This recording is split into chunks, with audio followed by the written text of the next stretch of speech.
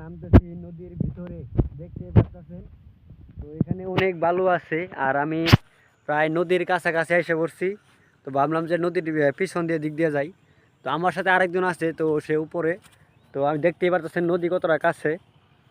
তো ভিডিওটা যদি ভালো লাগে অবশ্যই একটা লাইক কমেন্ট শেয়ার করবেন। ওই অনেক দিন পরে তো আসছি নদীর কাছারে, তো ভালো লাগছে। দেখেন ভিউটা কিন্তু অনেক সুন্দর, খালি চোখে দেখলে হয়তো ক্যামেরায় এতটা ক্যাপচার করতেছে না।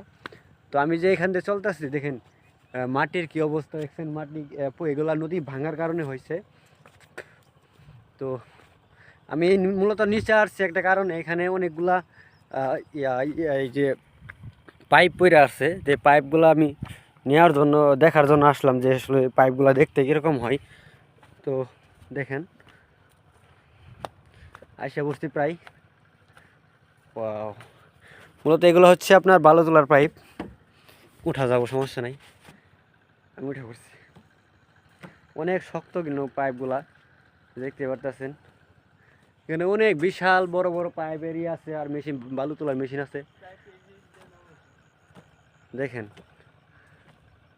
এগুলা পাইপ প্রথম দিকে থাকলে অবশ্যই বলবেন কমেন্টে, আর ভিডিওটার জন্য অবশ্যই একটা লাইক কমেন্ট শেয়ার করুন সবাই। আর দেখেন কি বড় বড় পাইপ এগুলা নদীতে পড়ে আছে। ওই দেখেন দূর দূরান্তে বালু তুলে অবস্থা খারাপ নদীর। আর এই যে নদী বালু তোলার কারণে এই যে এইসব নদী ভাঙনের সৃষ্টি হয়েছে।